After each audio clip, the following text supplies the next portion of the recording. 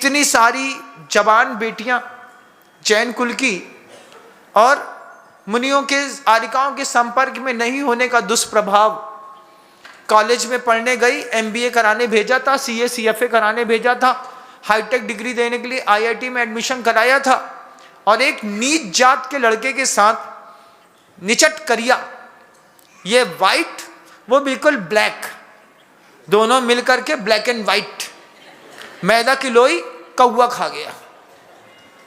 माता पिता बेचारे सोचते हैं कि बच्ची मेरे पाप के उदय से आई कि मेरे पुण्य के उदय से। बचपन से जो चीज पुण्य का उदय लग रही थी, जवानी में माता पिता को वही बच्ची पाप का उदय लगने लगती है। उस वक्त पिता को इतना बुरा लगता है। जवान खेती, मतलब नीति क्या कहती है कि खेत में खड़ी खेती और घर में जवान बेटी किसान को, पिता को बहुत सलाती है। उसी समय लगता है जब अंगूर पकते हैं, उसी वक्त कौवे अंगूर में चोंच मार करके अंगूर खराब कर देते हैं। तो जैसे भगवान को बचाने के लिए आपने नेट लगाई, ऐसे अंगूर के पेड़ को पूरा नेट से ढका जाता है, तब जाकर के अंगूर की रक्षा होती है, फिर आपके पास तक आते हैं। लेकिन संस्कार अगर व्यवस्थित हो, अगर देने की कला हम जानते हो तो बचाया जा सकता है, नहीं तो मैदा की लोई कौवा ही खा गए। आपके घरों में भी कहीं ना कहीं ऐसी घटना घटी होगी, आपके दिल में भी दर्द होगा इस बात का। सामूहिक रूप से कोई बात इसलिए कहता हूं कि जिनके दिलों में दर्द पड़ रहा है उनका हल्का होगा, और जिनके यहाँ अभी मैदा की लोई बन रही है उनको थोड़ी सावधानी देखने की भी जरूरत पड़ेगी कि भैया कहीं ऐसा तो नहीं कि महाराज हमारे घर के बारे में ही कह रहे हैं।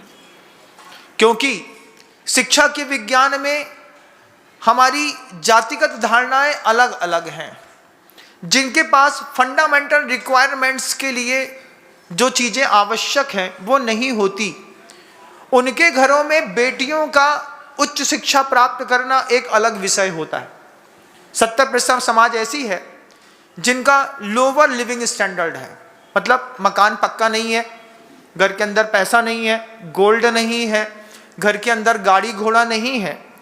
ये शिक्षा लेकर के पैसा कमाने की विद्या सीखते हैं तो लाजमी है, क्योंकि उनका फंडामेंटल बेस सही नहीं है, उनको बेस सही करना है। लेकिन जिनका बेस बिल्कुल जबरदस्त है, घर के अंदर करोड़पति है, घर के अंदर अच्छी गाड़ी घोड़ा जन्म से मिली है, उनको कौन सी शिक्षा देनी है ये बात माता पिता तय नहीं कर पाते।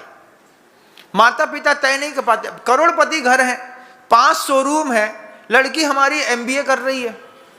5 शोरूम वाली लड़की एमबीए ना करके अगर मान लो आर्ट कर रही होती, यूपीएससी का एग्जाम दे रही होती, सीए बन रही होती तो फिर भी ठीक था। लेकिन एमबीए कर रही है।